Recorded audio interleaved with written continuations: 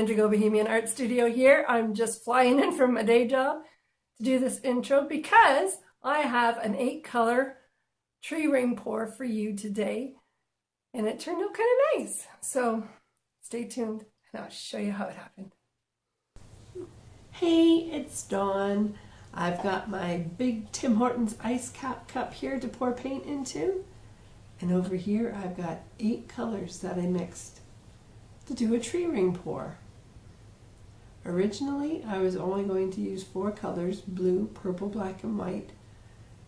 And as I was pulling them off the shelf, these other colors were speaking to me. So the next thing you know, I've got 8 colors mixed.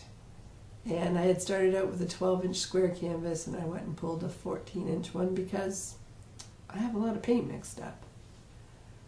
The colors I'm using are Prussian blue hue, turquoise, bright magenta, deep violet, white, black, red, and gold. I think I got them all there. So I just decided, well, you know what, we're just going to pour them from up high so they kind of mix in funky ways inside this big cup. And then hopefully we'll have some really neat looking patterns when we pour it out as a tree ring. There is no silicone in any of these paints, but I did mix them with Floetrol, so I imagine there'll be a few little cells once it's poured out. I like tree ring pours. They tend to be very interesting. Sometimes they have a 3D effect to them, and they're different every time. And it's kind of been my go-to thing lately to do ring pours of some sort, whether they're wandering ring pours or just a tree ring pour. And yeah, I've just been liking it. Just been feeling that vibe lately. Anyway, the colors are mixing quite nicely in the cup. Lots of pretty colors there.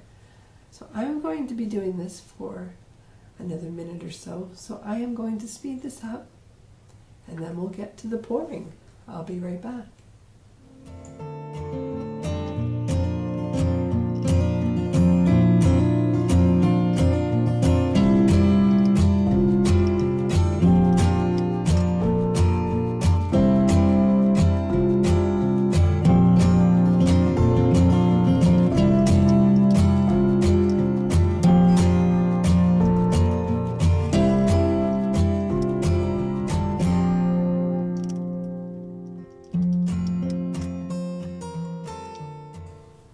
Okay, we're going to get the last of the turquoise into the paint cup, and then all I have left is the white.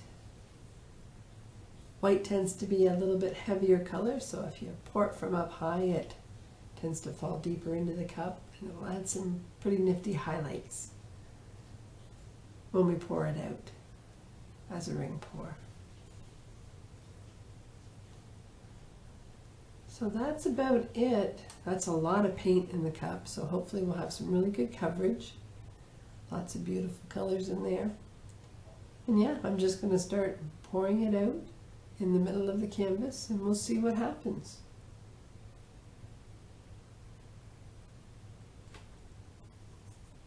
The colors have blended quite nicely. Even what's coming out of the cup, there's like 4 or 5 colors at a time. The really interesting thing about ring pours is that the rings are very compact when you pour them, and sometimes you can barely see the different colors. But then when you tilt, you stretch the rings apart, and it reveals some pretty neat designs and colors after the fact. So you never really know what you're going to get, but it's almost always a really pretty effect. And sometimes you look like you have mountains or a crater or a wormhole. It's a very 3D effect oftentimes. I'm going to speed this up while I finish pouring, and I'll be back to tilt soon.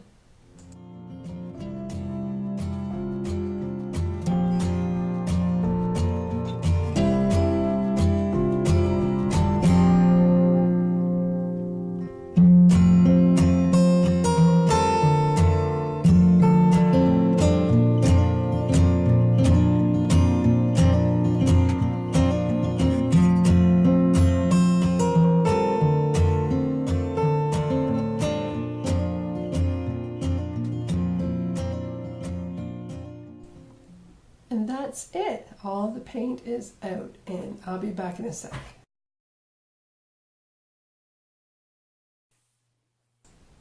Okay, we have lots of little tiny cells that have shown up in the paint already, and I think before I tilt, I'm going to hit this with the torch. See if we can't get a few more little cells to pop up. And it'll pop any air bubbles that are forming. There, lots of little cells in there. Okay. I'm going to see what we can make from this blob of paint. As I tilt, the rings are stretching and the colors between them are showing up. So there are more colors than purple in here. They're just not showing very well yet, but they will. Although I do think this painting is going to be predominantly purple. And that's fine by me because I love purple. I've got yet another Floetrol booger in my painting. This has not been the best bottle to have. But we'll take care of that so it doesn't slide around and mar the results. Okay, I'm going to work with this paint, trying to get it spread over the canvas, stretching out the rings, seeing what neat colors and patterns we can get to show up for us. So I'm going to speed this up while I tilt, and I'll be back soon.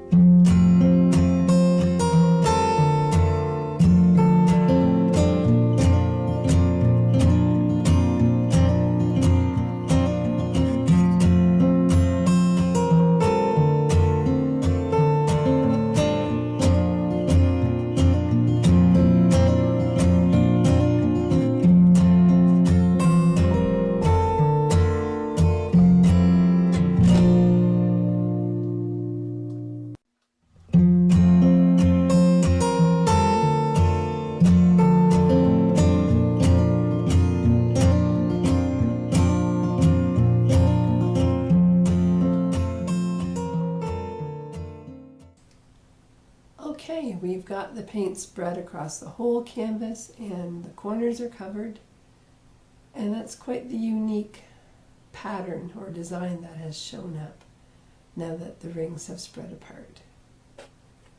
It's predominantly purple, but the blues are showing up around the edges and they're very pretty. I'm just wondering if I should tilt the middle a little bit more, stretch the lighter patch across. But I like what's happening in the upper left hand corner, and as I'm stretching that, we've got purple and blues and a little bit of gold showing. Sometimes it's hard to know when you're done your painting because interesting things happen when you tilt.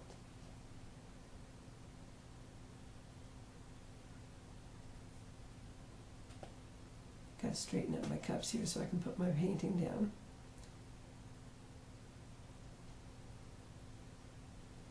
I like that, but does it look better that way or this way? It's so hard to tell sometimes. It'll speak to you one way, and then to another person it'll speak to them hung a different way, so it's a very subjective thing. I'm just going to knock the heavy paint off so it doesn't pull the design off the front, and I think I'm going to tilt it just a little bit more and try to get that lighter patch to spread a little more evenly across the canvas.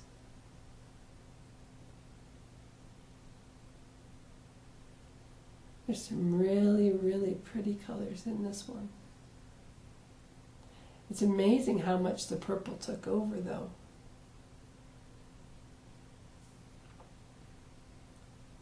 I still can't decide which way I like it best. Might have to sleep on it.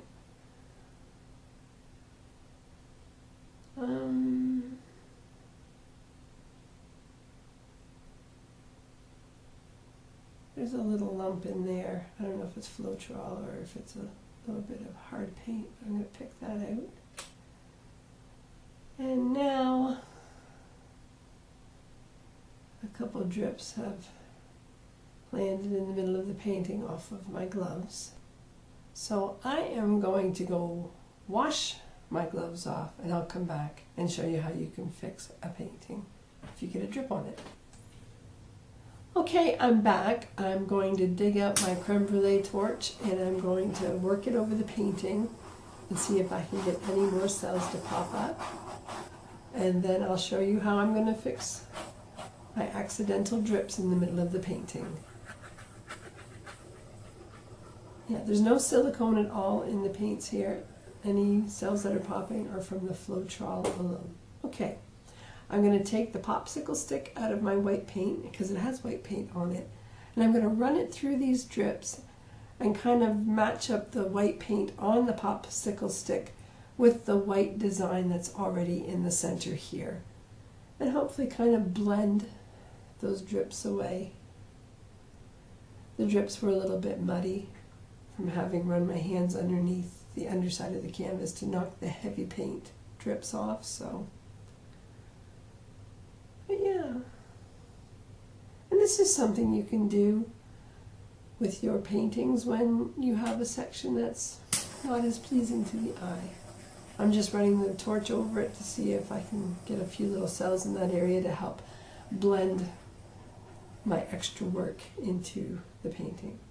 So that's it, my 8-color waterfall ring pour. I'll be back with a close-up in a moment. And here's the close-up. There are lots of pretty gradients of purple and blue, and incredibly a large amount of tiny cells.